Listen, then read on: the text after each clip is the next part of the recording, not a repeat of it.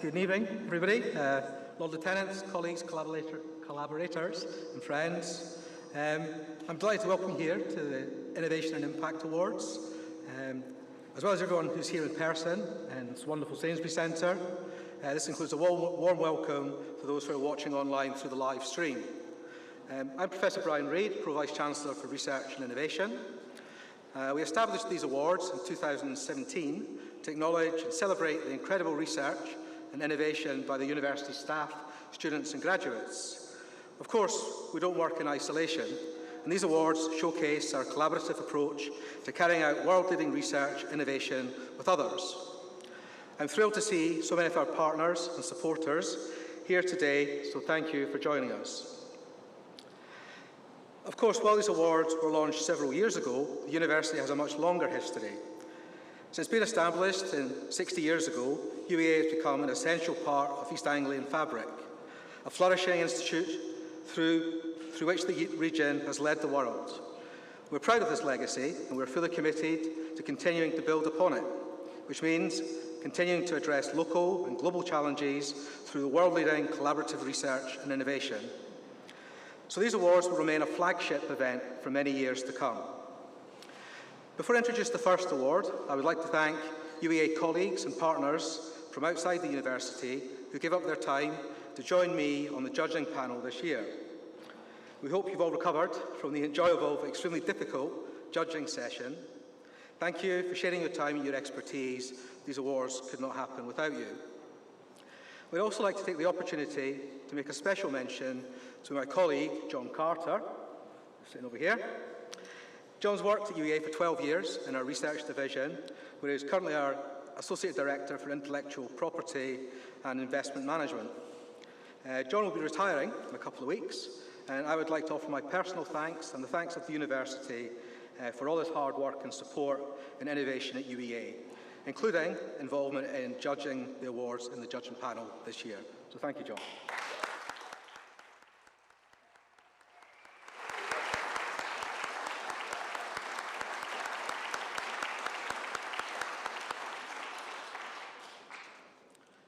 The entire judging panel was blown away by the quality of all the entries, and as a result, it was incredibly hard to choose finalists and winners. Everyone who has been shortlisted for these awards has done truly exceptional work, and I'd like to congratulate you all. So, without further ado, I'm pleased to introduce our first award, the Partnership of the Year Award.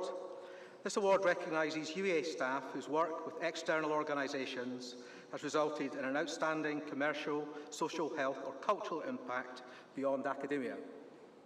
This award will be presented by Professor Fiona Lettis. Fiona was UEA's PVC Research and Innovation until September 23, when I took on the role. Fiona has been instrumental in the establishment and success of these awards, and more broadly for developing and promoting research and innovation across the university and with key partners. She led the development of UEA strategic themes, Climate UEA, Creative UEA and Health UEA, to bring focus to key areas of interdisciplinary research. And Fiona led UEA to achieve its highest ever rating for the quality of our research, which we'll return to a bit later on. So I'm delighted that Fiona is here to join us today to present this award, and please join me in welcoming her to the stage.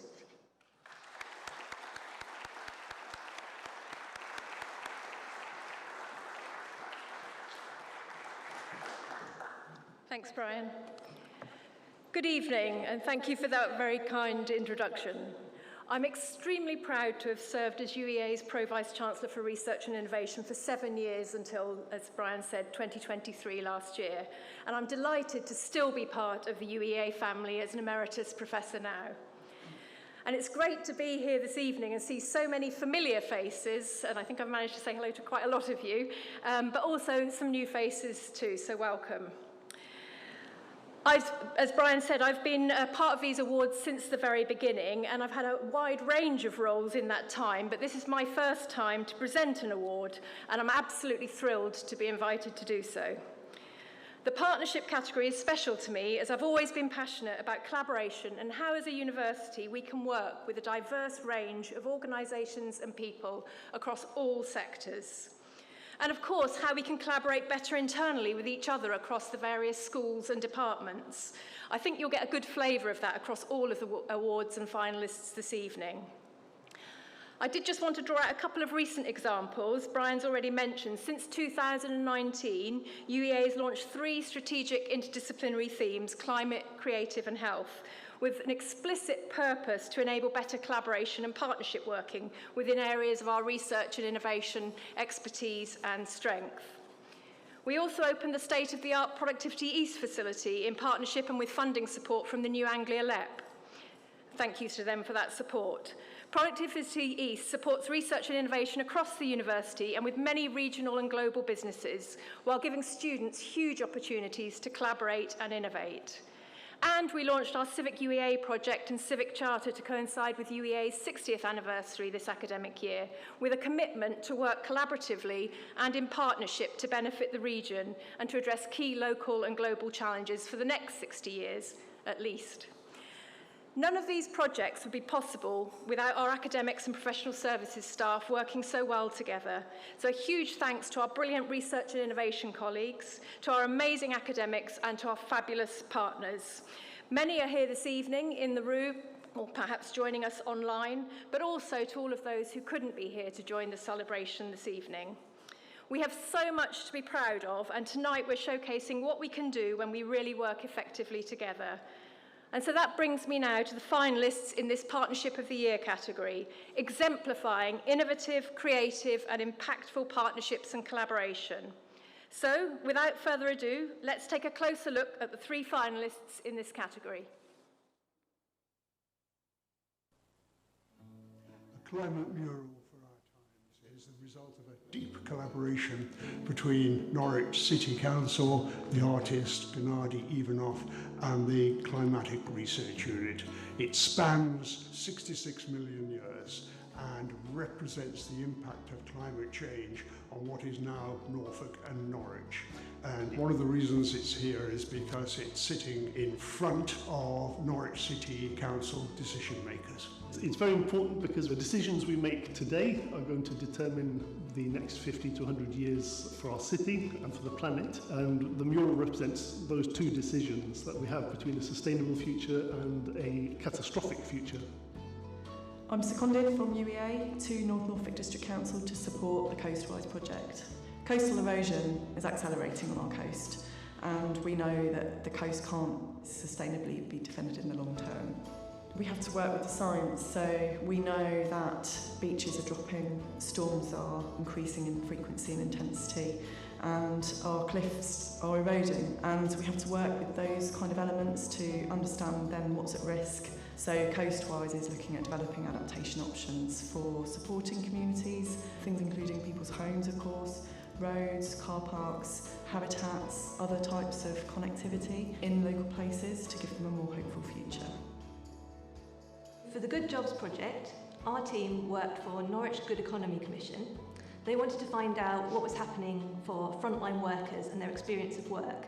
This was against the backdrop of the end of COVID lockdown, and there was quite a recruitment and retention crisis in frontline work, so we wanted to look into that.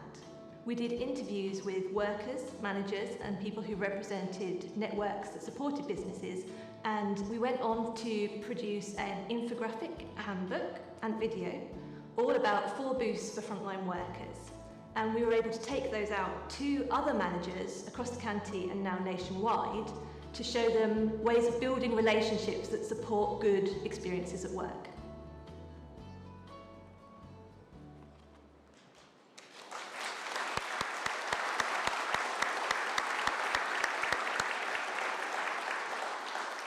So 3 fantastic partnership projects, but only 1 winner. And the winner is Dr. Sophie Day for Coastwise.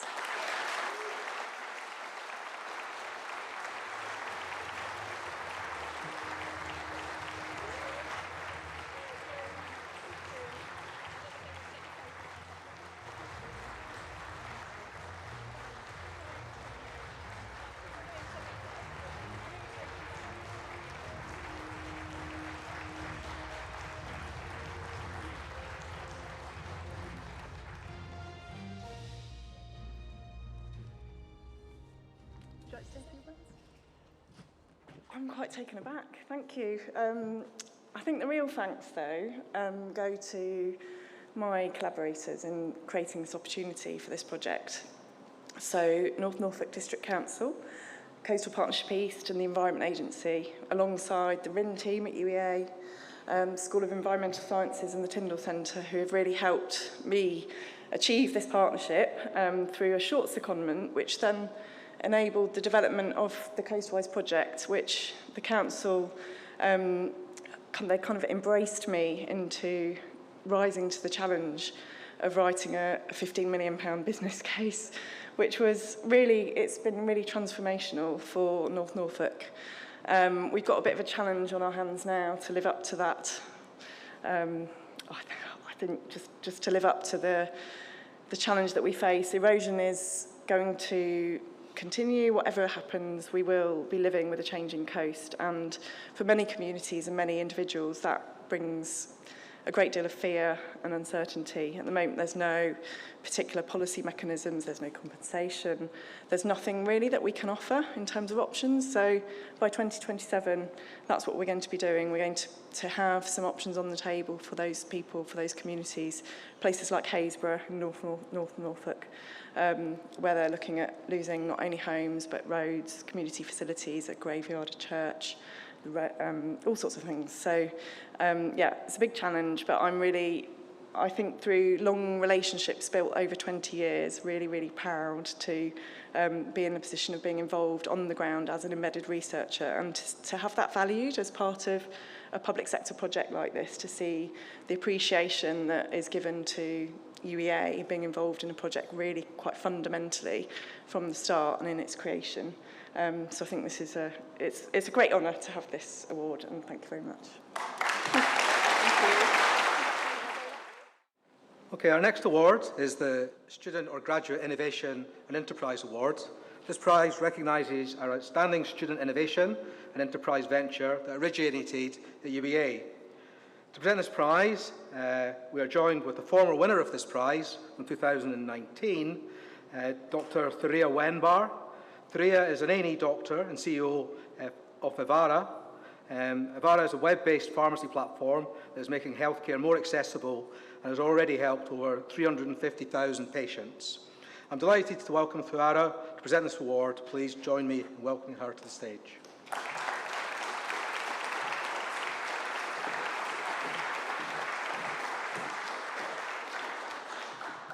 Thank you, everyone. Bear with me while I get up my script.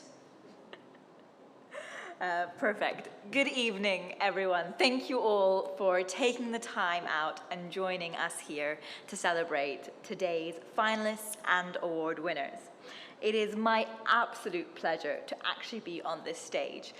As you may have heard, I was a winner only a few short years ago. Back then, when I accepted this award, I was a student, well, actually just graduated. I was full of dreams, and I had very, very limited means. So this award not only was the catalyst to put our name out there as a potential viable business, but it actually was financial support, which we spent on very unsexy rent for a 2,000 square foot warehouse. You laugh, we were told we needed sexier things to put in the applicant, and that's all we needed to pay for, was just rent. I now have a 12,000 square foot warehouse, which is insane. I lead 40 people, God knows how that happened, and somehow we work with some of the coolest brands, changing the world of healthcare. One of the brands we work with is, very shocking, the Ann Summers lingerie company, helping people access menopause treatment, testosterone therapy for low libido, urinary tract infections, antibiotics. And that will only get bigger and bigger. And having been given the opportunity to review all the applicants, all the finalists, and see not only what they've been forced to squeeze into 2 pages worth of text, but to actually imagine what could this be next, has been an absolute privilege. So thank you very much to the UEA team for allowing me to be part of this process. It is going to be an absolute joy to see the finalists in a few moments. And if you can imagine with me what could become in the next few years and the impact they will make on the world, I'd be very grateful. We will go over to looking at the finalists now.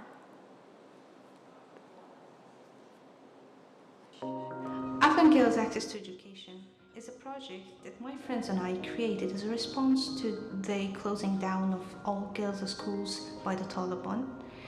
We created a group of volunteers to provide free education for girls in Afghanistan.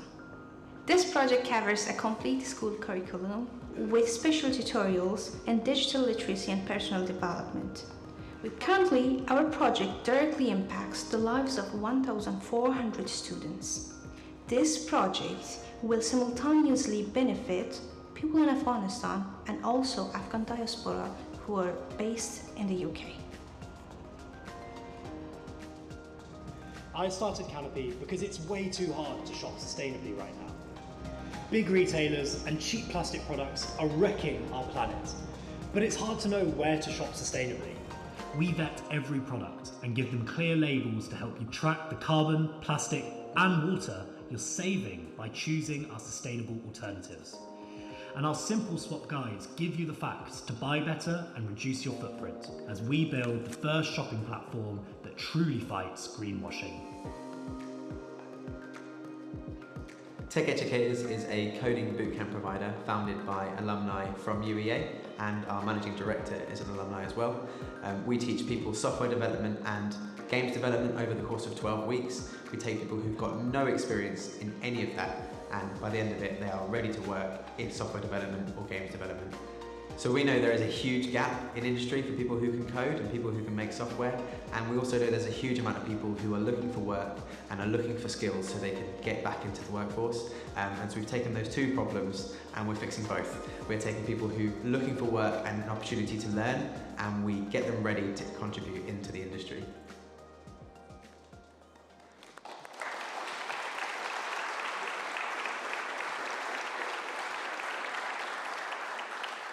Three very deserving projects, and to be honest, it was a very hard judging process to actually just choose three finalists. Having said that, there can be only one person to take home the trophy prize. So I would like to announce this year's award goes to Thomas Panton at Canopy.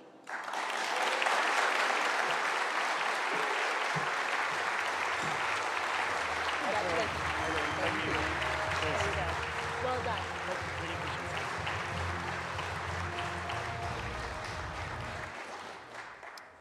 Good evening, everyone. Assalamu alaikum, brothers and sisters. Firstly, of course, thank you so much for the recognition of the work being done under the canopy. It's more important than ever that we work collectively to reduce our impact as consumers, and the canopy is the catalyst that can make that happen at an exponentially quicker rate than ever before.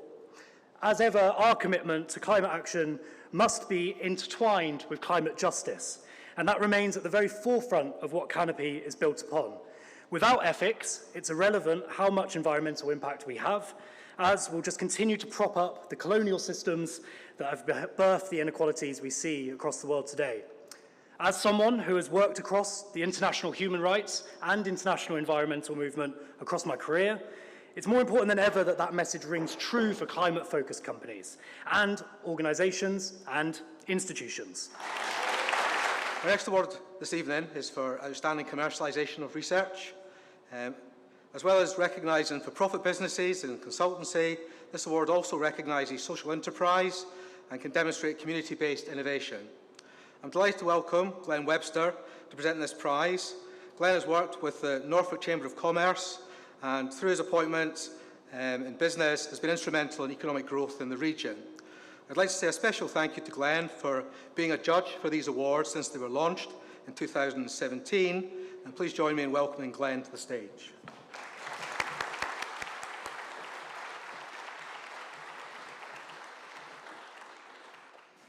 Thank you. Thanks, Brian. This is a new experience for me, and I took early retirement at the end of last year, and you know, having said that, the UEA is still very happy for me to be involved. As Brian kindly said, I've been involved since the beginning. And when I was first involved, not only did I think that possibly I didn't have the ability to understand a lot of the projects, the complexity of them, but actually I was still able to bring that external thought process into it, and obviously I've done something right because they keep asking me back year and year again, so that's great. Something I share, Barclays used to share as well, I'm sure still does, is that the UEA and myself are passionate about supporting businesses. This particular award, commercialisation of research, is absolutely critical because so many businesses never actually get to the point of making money, and organisations like the UEA and many others help them get to that, as we've already heard. And for me, you know, if you don't commercialise things, then of course the best ideas can fall away. From my point of view, I hope to continue to be involved, supporting the UEA, being involved with businesses, and can maybe poacher become gamekeeper now, or possibly gamekeeper become poacher, and be more involved directly in businesses and maybe helping them with my expertise and maybe some funding as well. So many great entries in this category. So as judges, we really had to look at the brief and make sure that even though some of the research is absolutely phenomenal, perhaps hasn't quite got to the commercialisation yet. So we really need to look at that. But you know, you don't have to take my word for it. Let's have a look at the finalists. Thank you. The world needs to use less plastic, and biocomposites would be great for that, but unfortunately they can't be used outdoors. Cellexcel's innovation springs from our use of chemistry to modify cellulose. Cellulose is the strength-giving biopolymer that holds up trees. It's also important in biocomposites. Cellexcel biocomposites resist water, and that opens up new markets for external applications. That is where Cellexcel has its impact. Replacing plastic and fiberglass with carbon-neutral materials is carbon capture in the build-up phase. That's good impact, and just when the planet needs it. At Virilitas, we developed a home user testing kit to assess male reproductive health, and this is in response to the current decline that we see worldwide in fertility. And most of the focus has been on female reproductive health, whereas male fertility is still a bit of a taboo, and yet about 50% of fertility issues lay with men.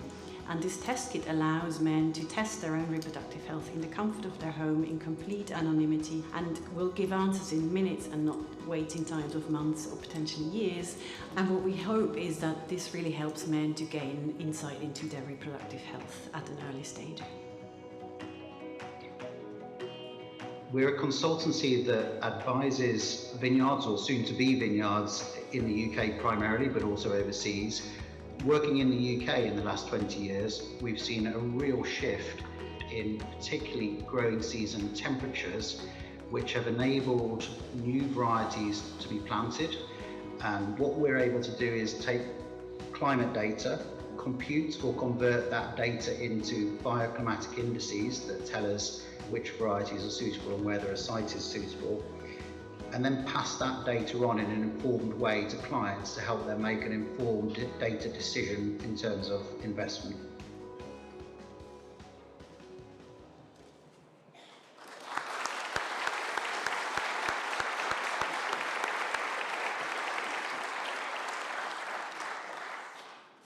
Excellent, and thank you. The winner of the Outstanding Commercialisation of Research is Professor G. Richard Stevenson for Cellexcel Limited.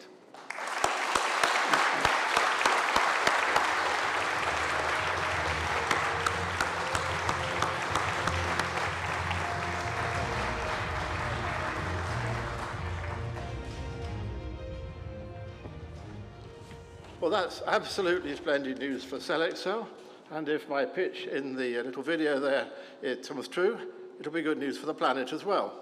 But it's particularly good news for the team in the lab, because what's so nice about Cellexcel is that it's chemistry driven, and I'm an emeritus professor of chemistry, so obviously I think that's good. And I want to thank our team, Jack, who can be with us tonight, and Pungasali, who's been called away at short notice to India for a family problem. I also need to thank a lot of people, but I won't take too long. I need to thank the people in RIN that made this possible. We're a very young spin-out company, and I'm not a serial entrepreneur. So help from people like, well, John Carter, for example, but the whole lot of his team, Joey Today, who's here today, Sue Coleman, who isn't, have enabled us to bring this project through to the front. We've had support from Louise Sutherland through Cambridge Enterprise and the CERIS funding programme, and prior to that, Innovate UK, I might say. And just as importantly, other people have joined my vision. People like Tim Price, who's now our CEO. People like Christopher Saitera, who's our strategy director. And people like Stephen Curtis, who's our Director of Operations. They have come and because they believe in the prospect that we can make a big difference in the planet if we can stay successful long enough. So thank you for the award. I think that gives us some feeling that we've been at least successful so far. And thank you very much for listening.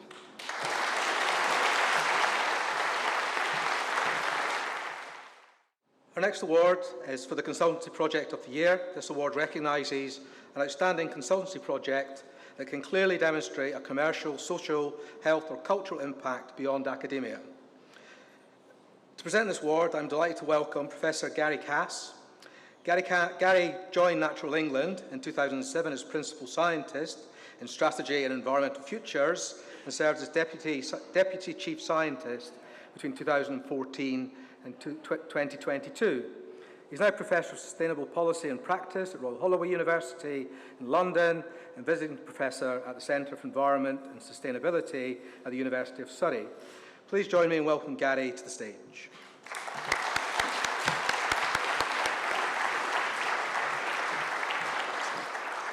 Thank you, Brian. It's an absolute pleasure for me to be here tonight to celebrate the wonderful achievements that you've already heard, and you've got more to come.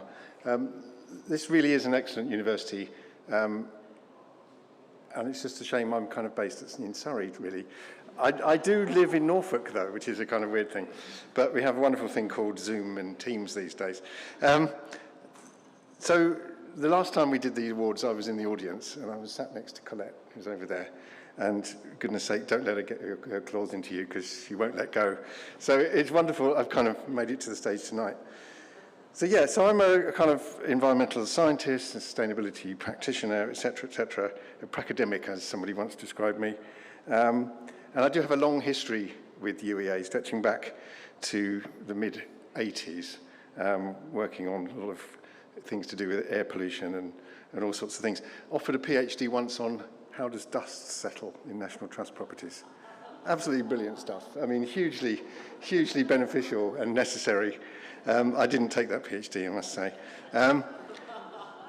But no, so it goes back over 35 years, and I've kind of kept a relationship with UEA ever since, and it's been an absolute pleasure. And in the last few years, particularly in my role at Natural England, so Natural England, if you don't know it, is the government statutory advisor on nature and nature recovery.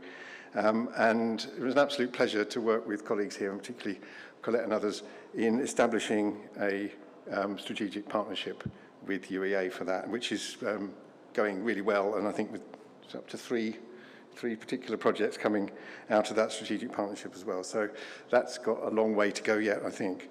So for these awards, as a member of the judging panel, again, absolute pleasure and a privilege. It was hard work. You know, when you see something on the telly and it says, you know, the panel deliberated long and hard about things, and you think, no, they didn't. It was obvious, but for this lot, it really wasn't at all. And, you know, really was blown away by the range and the depth, really, of the innovation that colleagues across UEA have demonstrated and the impacts they've achieved. Really enjoyed that process, and if anybody is keen to join the panel next time, please do it. It's an absolute joy. So very happy to be presenting the award for Consultancy of the Year. This does mean quite a lot to me, as I started off my career after university in consultancy before I joined the public sector. And working as an advisor in the public sector is a kind of like consultancy in many respects. And it really is about really ensuring that you understand what your clients or customers need, and really finding practical and pragmatic solutions that can actually help them to achieve those needs in really innovative ways. So I think that's what we'll hear from the videos in a minute. They really are, inspiring and spanning really crucial kind of issues as diverse as net zero, safeguarding nature, and tackling arthritis. So it's over to the videos now. Thank you. So this consultancy project asked two main research questions. First of all, what does decarbonisation best practice look like on the road to net zero for companies in Norfolk and Suffolk? Secondly, what are the barriers that these companies face? To answer these questions, we gathered evidence from online questionnaires, one-to-one interviews, and 3 focus groups. Led by UEA, this project included stakeholders from local government, local business, local trade associations to meet the grand challenge of our times.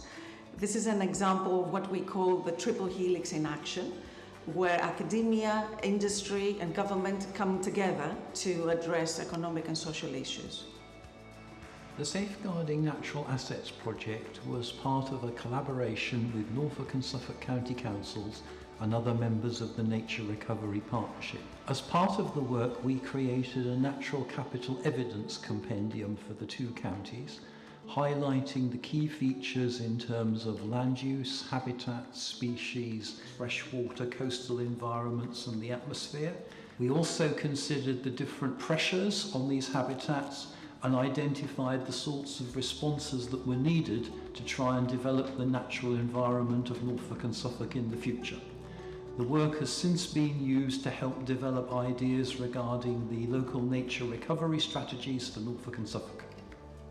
The project we conducted is an economic evaluation of the delayed diagnosis of axial spondyloarthritis. This is a very debilitating condition. Quite often though it takes around about 8 years to get a diagnosis because it is so difficult to actually diagnose. Per person the cost is over £196,000 over the 8 years to diagnosis, and the National Axial Spondyloarthritis Society used the evidence to lobby the government and the NHS to speed up diagnoses for these people.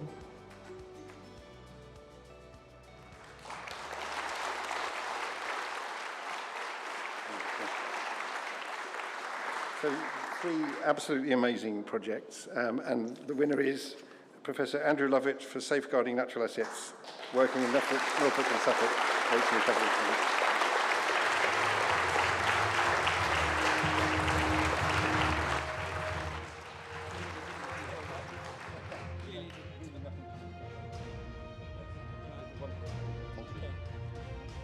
Thank you very much, everyone. I really didn't expect that.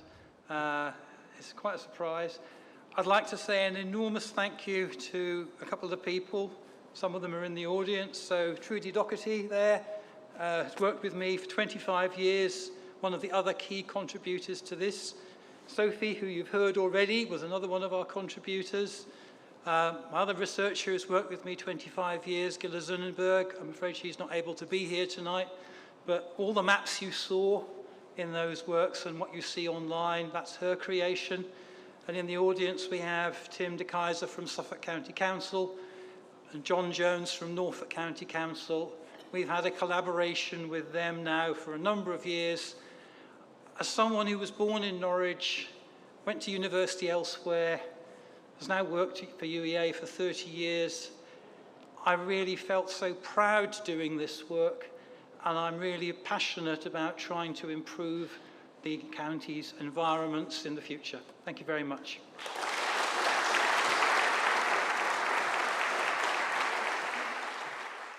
Our next award this evening is for Outstanding Social or Cultural Impact. The award recognises the significant contribution of research and innovation to a specific group, wider society or cultural institution, promoting awareness and tolerance. To present this award, I'm delighted to welcome to the stage Heather Jeremy. Heather is General Manager of the National Trust's wonderful Blickling estate, and UEA is truly delighted to be working more closely with the National Trust and is delighted she's agreed to join the judging panel this year. So please join me and welcome Heather to the stage.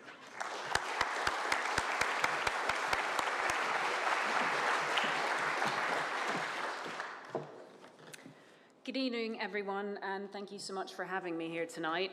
I actually want to say, Gary, it's incredibly important to know how dust settles in National Trust properties, because I look after 100 rooms and you can't imagine the amount of bags we fill from a Hoover every week. It's an absolute honor and a privilege to have been a judge and to now be able to present an award. And it's been inspirational to hear about the work that the finalists have been doing, and everyone should be incredibly proud of their achievements. Blickling Estate has benefited from creativity and innovation of research at the UEA. Our partnership project, Unlocking the Archive, led by Drs. Tom Roebuck and Sophie Butler, explores new ways to engage people with historic books, increasing access to and encouraging connection with unique collections. With the most significant library in the National Trust, Blickling has some truly special books, and actually sometimes it's not easy for people to experience those. The work that Tom and Sophie have done on the ground, engaging with people, as well as the work that they've done to digitize and share some of those books online, has been really transformational and really massively beneficial to the way that people connect with us and with our purpose. Their approach creates meaningful and lasting connections to a diverse range of audiences. It's helped us to look really differently at our own library and our collections, and actually we're starting to think about the different ways we can connect people to the wider estate as well. I'm really excited to continue and build our relationship with UEA, and I'm hoping that maybe a future project that we work with could be honored at these awards as well. Today, I'm handing out the award for Outstanding Cultural and Social Impact. And actually, the National Trust is on a bit of a journey to tell wider stories, broader stories, unheard stories, global histories, and connect people with voices that sometimes don't get that chance to speak. And so for me, it was truly inspiring to look at these finalists and to see the work that they're doing on a global scale and the impact they're having on the everyday to broader communities. So without further ado, here are the finalists. Confronting the Indigo Giant is about the tragic, brutal story of colonial indigo cultivation in 19th century Bengal. And at the heart of our project was a really stunning production of my play Indigo Giant by Komala Collective for audiences in Dhaka, Bangladesh, as well as rural audiences in Bangladesh. But we've also worked with an ethnographer from Dhaka University and a soil scientist from Bangladesh Agricultural University to explore the meaning and memory of indigo in Bangladesh today. And in confronting the ghosts of the past, hopefully creating something inspiring and empowering. Gender in the Archive was designed to try and make women amateur filmmakers more visible. You know, we found about 2,000 or 3,000 women who were involved in filmmaking across the 20th century. We've got a lot of partner archives, but two of the main ones have been the East Anglian Film Archive and the Irish Film Institute Archive, both of whom gave us full access to their existing records and allowed us to explore the women filmmakers and their collections. One of the big impacts on the film archive sector has been a toolkit we've developed which helps film archives make better use of their collections and allow them to create better catalogue records to make women more visible within their own archives, but also to the wider public. My project is called the International Chair of Creative Writing Africa Year. Now, our actual chair of creative writing that year was Tsitsi Dangaremba, who is a Zimbabwean writer, novelist, playwright, filmmaker, very esteemed person. And Tsitsi and I designed 5 projects together. Those 5 projects were enacted in 5 different African countries, and they were all about one thing, really, which is promoting and raising the voices of African writers. And also Tsitsi spent some time here at UEA giving masterclasses and lectures and sharing her knowledge with our students.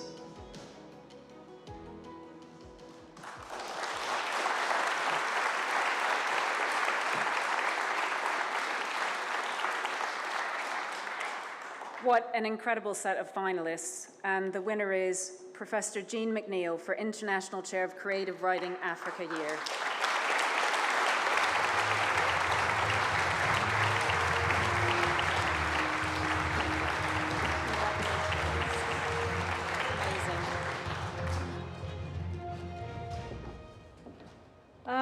Thank you so much, everybody. Thank you, the judges, the university. You might have heard the saying, it takes a village. The university is a global village, and that's one of the things I most enjoy about working here and working amongst people from all over the world. And this project was a truly international project. It's about Africa and African writers, I realize that, but we must remember that Africa is a continent of 55 countries, so it has incredible reach, dynamism, and it was a privilege for me to be able to direct this, but I'd just like to very quickly, without going into an Oscars speech, you'll be glad to hear, thank my village, and my village are Georgette Ward from the Development Office, who's here this evening, Sarah Barrow, who's also here this evening, our Pro Vice Chancellor for Arts and Humanities, my colleague Henry Sutton, who made this in part possible, and principally my partners in the region who had never worked with me or UEA before, although they had heard of us, that's always a good sign.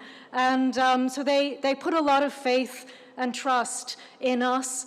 And the other thing that I'm very proud of in this project is that we did it kind of upside down, if you will. We rejected a kind of paternalistic or colonial model of bringing the talent to the already wealthy country, but we actually took a very strong view that we wanted to do our work in partnership in the region. And one of the most, well, I was most honored for being often the only non-African in the room when I was working with our partners there. So it felt truly African, truly collaborative, even though I've spent a long time living and working on the continent myself.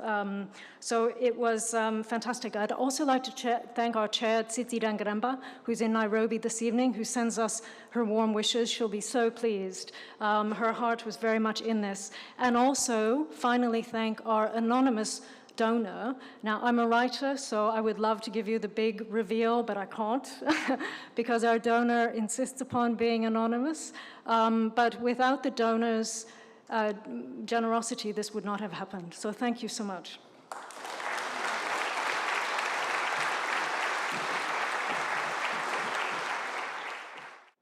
Next award this evening is for Outstanding Impact in Health, Wellbeing and Welfare. Excuse me. This prize recognises the impacts of research or innovation with the beneficiaries are individuals or groups whose quality of life has been enhanced or where potential harm has been mitigated. To present the award we welcome Dr. Victor Inyang. Victor is a medical director and helicopter emergency medical consultant with East Anglian Air Ambulance. And it's a real pleasure to have someone from the healthcare frontline supporting these awards this evening. Please join me in welcoming Victor to the stage.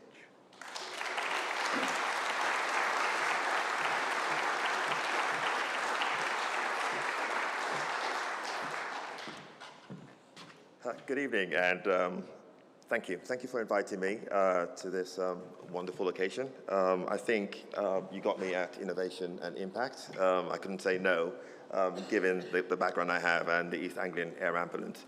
Hopefully, most of you know about the work we do. I shan't spend too long explaining the work we do. We are a pre-hospital emergency medicine charity with 2 aircraft, one based in Norwich and one based in Cambridge, and we work 24/7. And our goal is really to push the boundaries of pre-hospital emergency medicine with a prime focus of improving outcomes of patients. The secondary goal is research. And in trying to pursue that research excellence, we have gone into partnership and collaboration with the University of East Anglia, only as recently as the past 12 to 18 months. And this is particularly in the paramedic sciences. Rob Major, who is my Deputy Medical Director, he leads the research group. We have, how should I describe them? A bunch of very enthusiastic clinicians who have to be reined in because left to their own devices, they will want to take on as much research as possible. So my job is to rein them in and try and rationalize the fact that we don't have all that money to spend. So it's a good problem to have. So we've been around for about 23 years now, and it is great fun.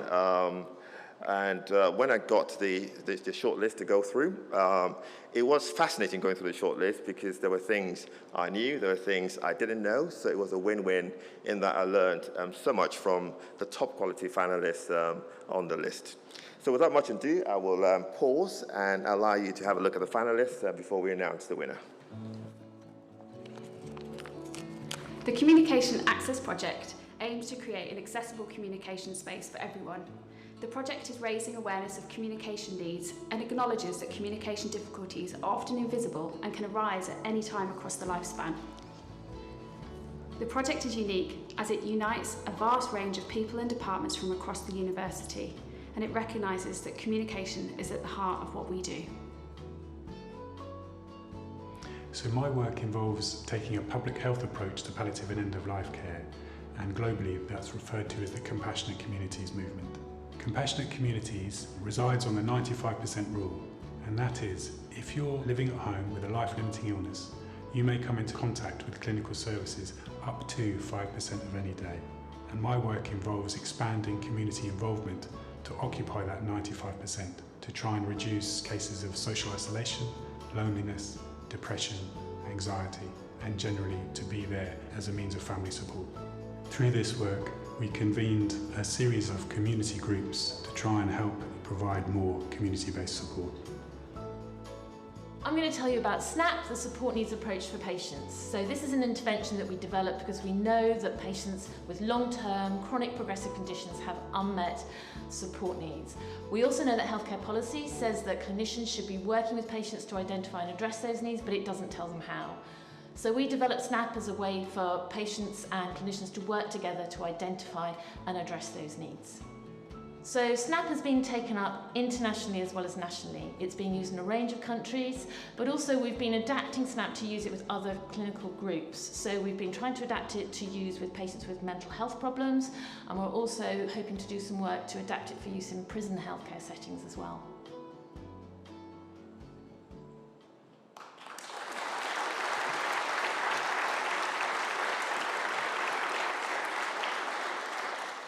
And it gives me a great pleasure to announce the winner as Professor Morag Farquhar and Dr. Carol Gardner for the support needs approach for patients, SNAP.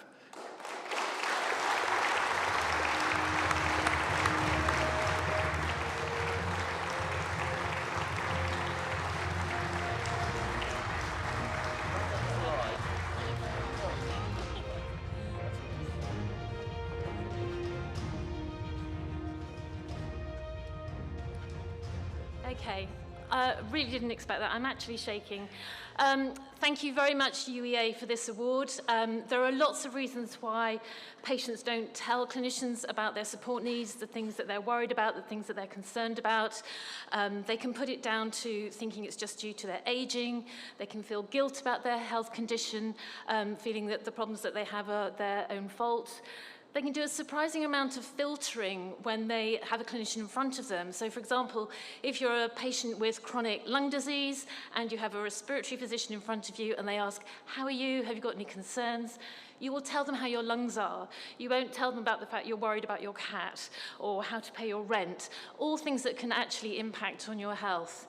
So SNAP gives patients the tools and the facility to have a conversation with the clinician about the things that really matter to them, the things that they're concerned about, so that the patient and the clinicians can work together to find ways to address those support needs that often don't even get spoken about. As researchers, we get very excited when we get research funding to develop interventions like this and to test them. It's a huge thrill when you hear back from patients about the difference an intervention you've developed makes to them, but also to hear from clinicians who've been working with those patients for many years to hear about the differences made to their care and how they've learned things about their patients they didn't know before. It's a massive boost to get this for the research programme, so I want to thank Joy today for nominating us, but also UEA to giving it to us and for the panel who judged us. Thank you very much indeed.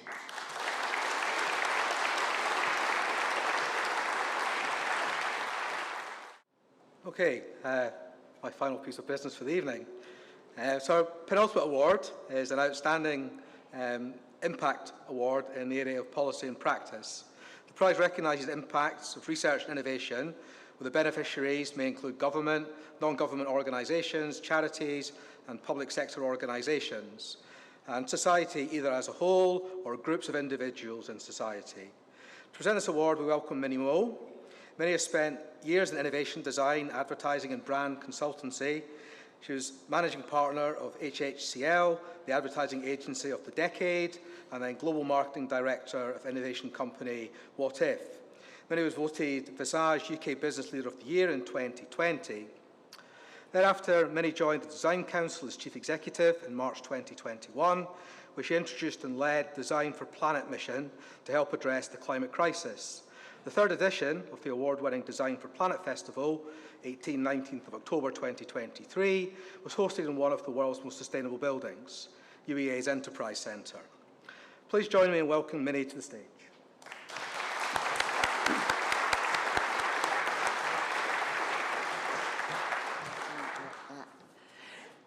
Yeah, and I have to say, I was born in Norwich, so it's just always wonderful to be here. So yeah, huge thanks to Fiona. When we were wanting to do our Design for Planet Festival, where better? Well, we'd been to, the first one was at the V&A Dundee. The second one was at Northumberland University. Very excited to make the third one at Norwich this year. It's going to be in November, and it's going to be in Manchester. So wonderful to bring it here. What an inspiring building to be in at the Enterprise Centre, and a university that is respected globally for many things, for writing, for innovation, and of course climate science. And one of the things that was great about actually doing it is we had about 120 people here, designers, sustainability experts, but we also live streamed it. And we had about, I think, 3,500 people online from over 80 countries around the world. So it was good to be getting Norwich and UEA on a global stage. Very briefly, a lot of people, the Design Council, I sort of feel I should know it, but I don't know really what you do. We were actually created by Winston Churchill's government back in 1944 to put design at the heart of building back after the war. And it's interesting, isn't it, with hindsight, I can see now that design and the Design Council helped move us from a wartime economy into a consumer society.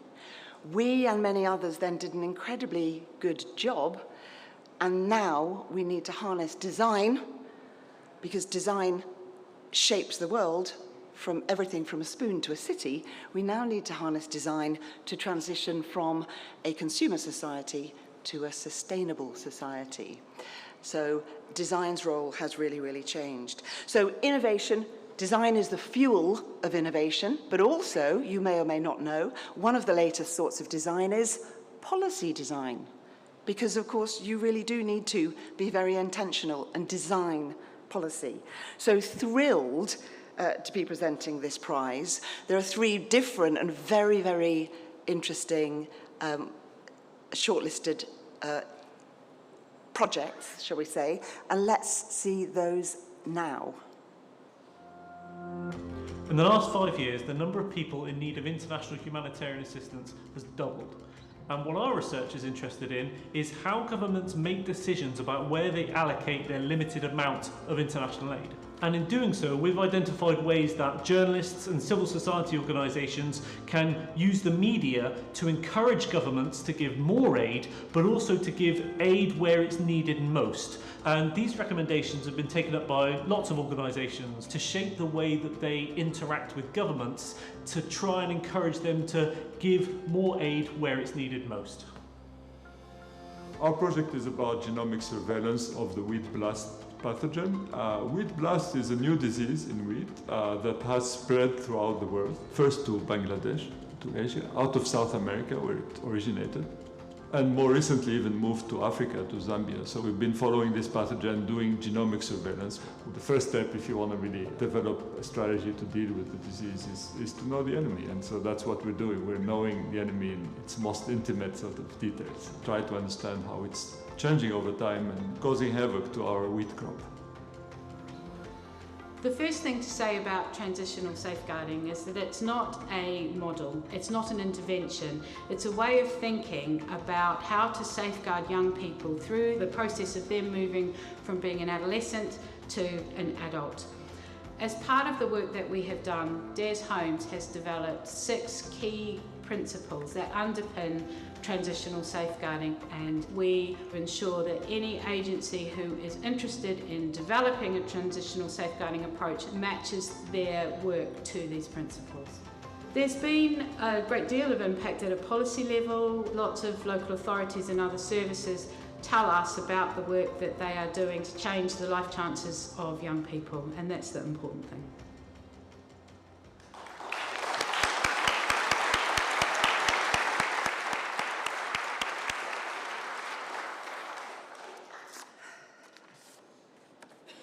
And the winner is Professor Sofiane Kamoun, Improving Global Crop Disease Diagnosis.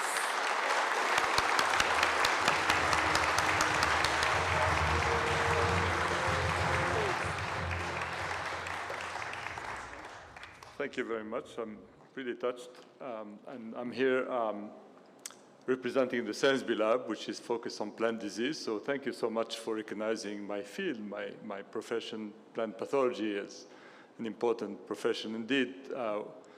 Wheat provides 20% of the world food calories, and we lose a lot of the crop to diseases. And this project started in 2016, following a message from my colleague, Professor Tofazal Islam in Bangladesh, who contacted me and said they have a new disease in that country that was killing their crop, truly destroying it.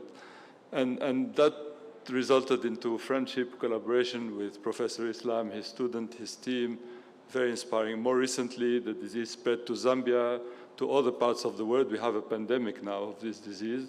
So working with all these colleagues has been incredibly inspiring. And also the convergence of three things I'm passionate about. One is working with the Global South, where I'm from. I'm Tunisian.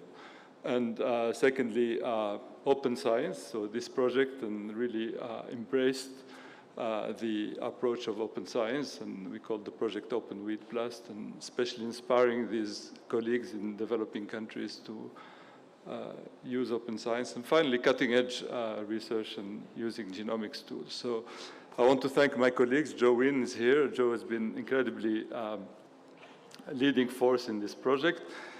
Nick Tabot also has been a huge supporter from day one, and also Claire Bushel here has been a big supporter. So thank you so much for this recognition, especially for recognizing my science, and I really dedicate this to the Global South. Thank you so much.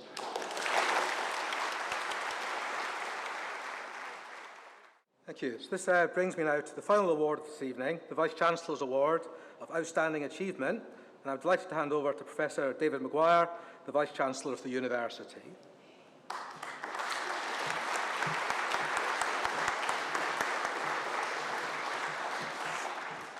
Good evening, everyone. It's a real pleasure to be here. I'm here in my capacity as Vice-Chancellor of the University, but I'm also here, like you, an audience member who's marvelling at the wonderful work that's been on show here.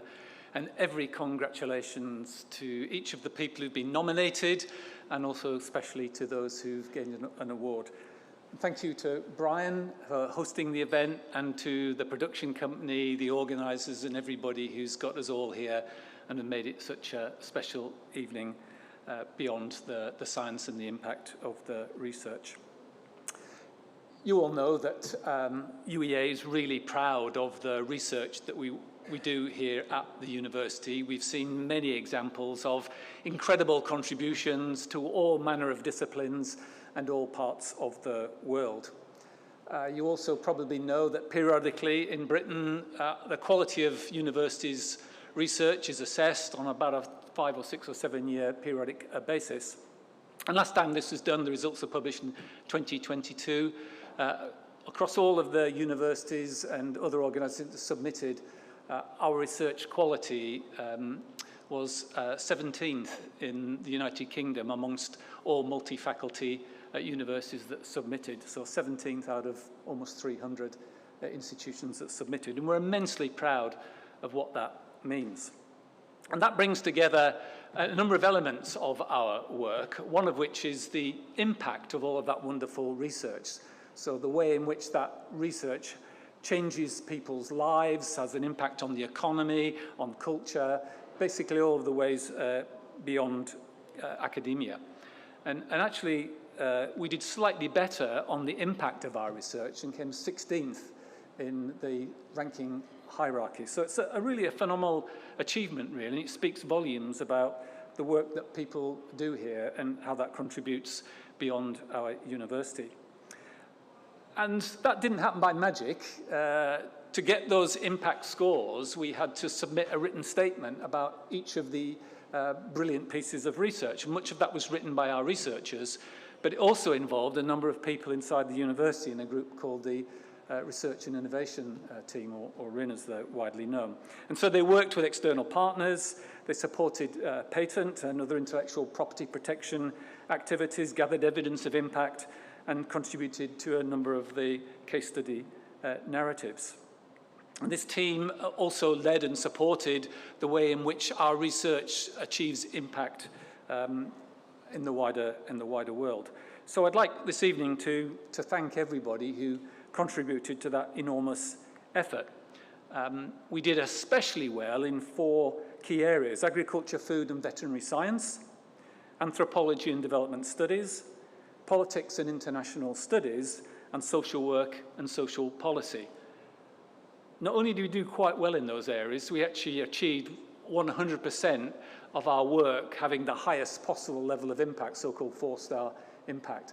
So, you know, nobody can beat that. At best, other people can equal the contribution that our work made in the impact domain. So that's phenomenal. Phenomenal in terms of reputation, but phenomenal in terms of what we've achieved and how that's been seen and used elsewhere.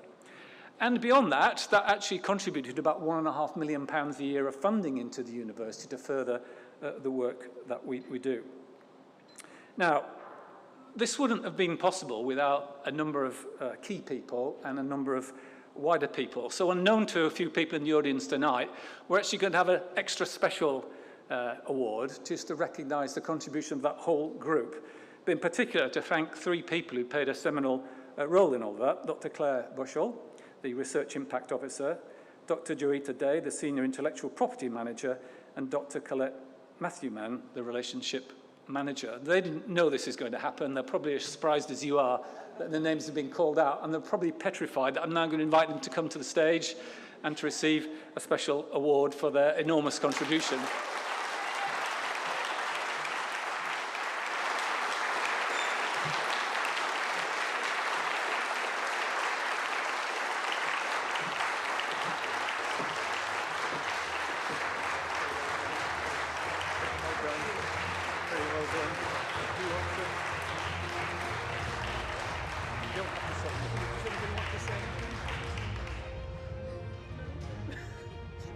Okay, I'll say on behalf of these 3 excellent people here, how pleased they are to receive the award and thankful for everything that's happened this evening.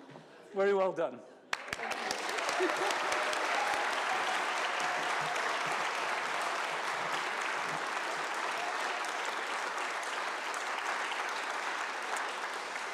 And now we do come to the final award, which is termed the Vice Chancellor's Award. I suppose that's why I was asked to come up here and present it. This is being given to an amazing, amazing project, an amazing piece of work, which has been going for quite a number of years now, but I think this is really an appropriate occasion to recognise this brilliant piece of work that brought together people inside the university, people outside the university in the city and the region, but also was really very much something of our region for region that we should be incredibly proud of, and indeed we genuinely are. So this award's been given to the project called the Gloucester, or to give it its full title, Launching the Gloucester, a Norfolk Heritage Project with national and international reach and significance. And it really recognises the achievements and partnership working between the University of East Anglia's academic and professional services staff, Julian and Lincoln Barnwell of Norwich Historic Shipwrecks, and the Norfolk Museums Service. And it really brought together the finding of the wreck of the ship, drew it to worldwide attention in June 2022, and then the creation of a blockbuster. And in a world in which the term blockbuster is sometimes overused, I think we can genuinely say that this was a magnificent piece of work which attracted an enormous audience way beyond Norwich, Norfolk, and indeed the UK. And the exhibition was called The Last Voyage of the Gloucester, 1682, Norfolk's Royal Shipwreck and it was in Norwich, as I've said. So I'm hugely proud of all of our colleagues and the collective role that this project has played, and especially the contribution of two wonderful people and amazing researchers, Professor Claire Jowett and Dr. Ben Redding. Of course, this isn't the final word on this project. In some respects, it's just the beginning. There's still lots of wreck out there. There's still lots of treasures to be discovered. There's lots of important science and history and interpretation to be done. So we're really hoping that this project is going to move forward in a new phase of exploration, science and understanding, and then presentation of that enormous piece of history and past to the modern world.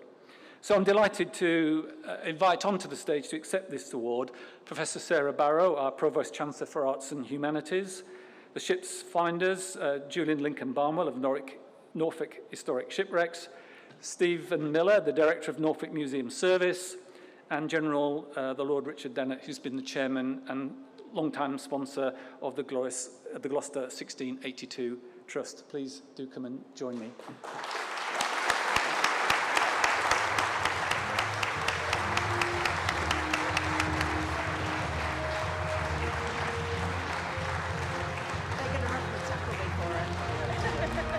Thank you. I'm going to take it first.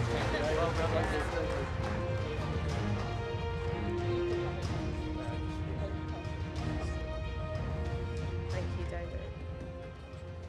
Thank you so much, David, Vice-Chancellor, for those really kind words and for this really prestigious award. I'm really delighted, as Pro-Vice-Chancellor for Arts and Humanities, to accept this award on behalf of the whole project team. And as David said there are so many people who have been involved in this project, and we're so grateful to you all.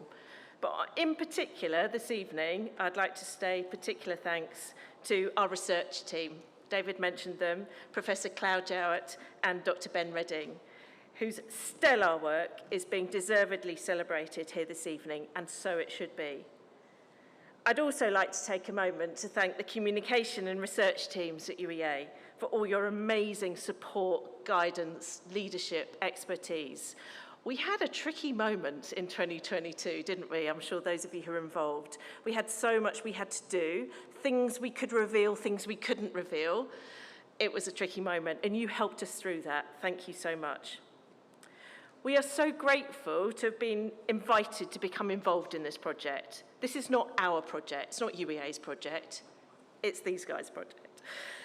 We were invited to become involved via our good friend Steve Miller, himself a UEA MBA grad, no less, of the Norfolk Museum Service, without whom this collaboration would not have happened. I recall, Steve, a certain magical mystery tour out to a warehouse in Aylsham, I think, one evening, one blustery wintry evening 5 years ago, when this incredible story emerged. They just kind of revealed bit by bit things from the ship. And then when we saw the bell for the ship, that clinched it for me. You know it did. Incredible. And then the research chapter began. Within Arts and Humanities, we are firm, fervent believers that excellent impact work stems from deep and meaningful relationships. And of course, we must also pay homage to the work of Julian and Lincoln Barnwell here, and James Tiny Little, who's not here this evening, but they together discovered this ship, which became the subject of such intense scrutiny, and all the people who were in that ship at that time. So we celebrate you and we celebrate her, the ship, this evening. I now want to hand over to Julian. Thank you.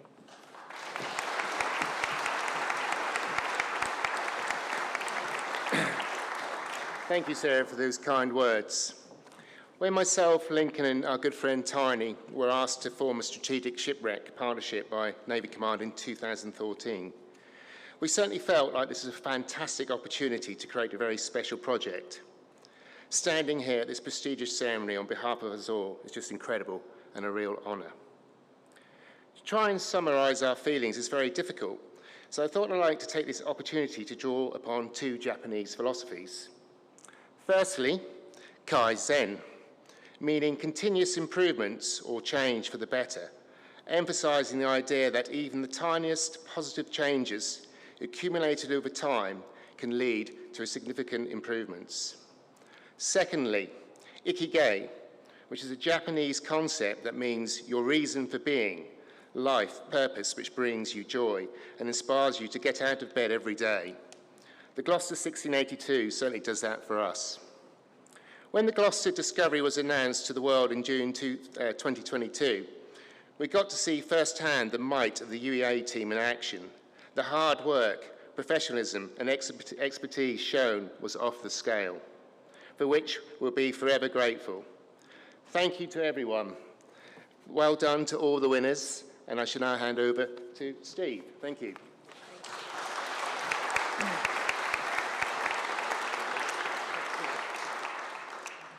Thank you, Vice-Chancellor, Professor Reid, Sarah Barrow, Julian and Lincoln and Lord Dannett. It's a pleasure to share the stage this evening, and on behalf of Norfolk Museum Service, we are so pleased to have been able to work on this incredible project with UEA and with the inspirational Julian and Lincoln and Tiny, and to have been able to be a part of delivering an exhibition at Norwich Castle, which truly rates as one of our most successful ever.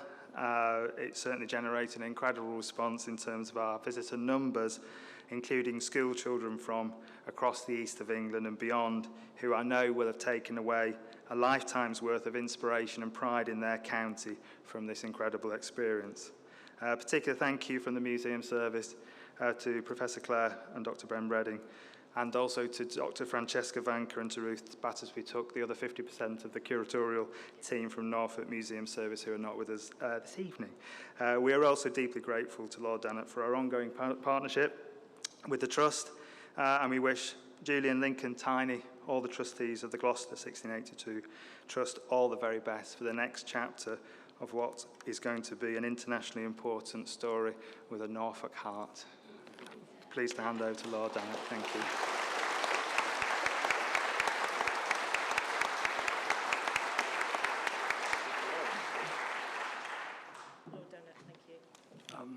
Ladies and gentlemen, it's a great privilege to be here with these wonderful people. I think the best way to describe the whole story of the Gloucester is to think of it like an old-fashioned box set with lots of episodes.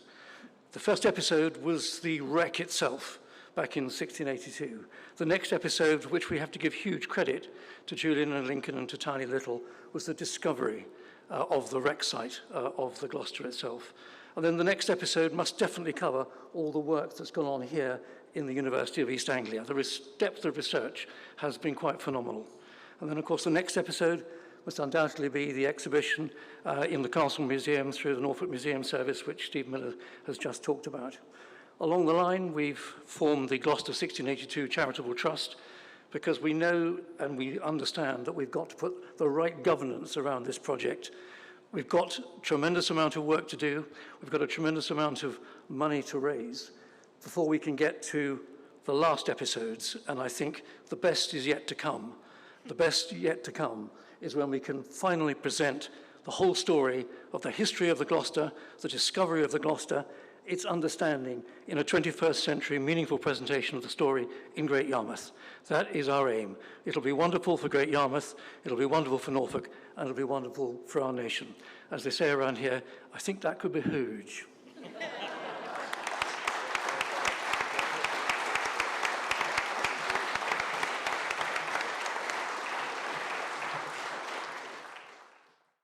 Okay, before I conclude matters this evening, there's a film to watch, which will be broadcast now.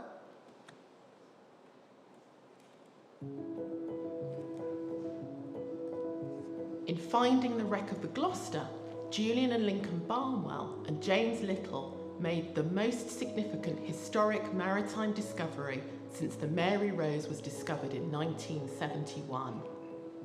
We are extremely grateful to the Barnwell brothers and have worked closely with them since 2019, along with other partners, including Norfolk Museum Service, the Gloucester 1682 Trust, and the Leverhulme Trust. Our academic leads, me, Professor Clare Jowett, and Dr. Benjamin Redding, have been supported by many unsung heroes. This includes UEA's media team, who managed the public announcement of the ship's discovery in 2022, which gained headlines around the world. It was a privilege for the university to be a core partner of the blockbuster exhibition on the Gloucester at Norwich Castle Museum and Art Gallery, working with Julian and Lincoln and the amazing artefacts they have saved for the nation. Ben and I co-curated the exhibition with Dr. Francesca Vanker and Ruth Battersby of Norfolk Museum Service. It told the story of the ship's dramatic loss in 1682 and its recent finding. Across its run, the exhibition was visited by around 70,000 people. The exhibition also featured an animated film with a script written by UEA dramatist Professor Steve Waters and voiced by our students, which helped visitors understand what caused the shipwreck of the Gloucester. We continue to give high-profile public lectures on the Gloucester to share knowledge about the ship and its importance. Going forward, UEA's research will underpin future developments as we continue our work to gain a deeper understanding of everyone involved with the ship, 17th century society, and maritime history more broadly.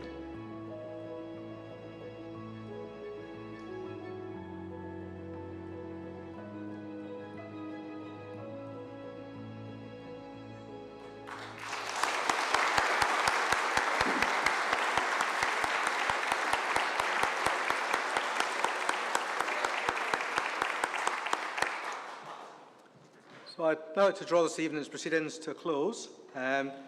It's been truly inspiring to hear about so many extraordinary projects this evening, and it makes me immensely proud to be part of the university, and I do hope you share this sense of pride as well. So congratulations to all the finalists and winners. Thank you for your incredible work. Please do collect your finalist trophies and certificates from the registration desk, and there's an opportunity to get professional photography if you head to the reception desk if you're interested. I'd now like to thank the wonderful colleagues of the Sainsbury Centre for the support in hosting the awards this evening. I'd also like to thank my colleagues from the Research and Innovation Division, Marketing and Communications Events team, Safia, Julia, Angela, David and Natalie.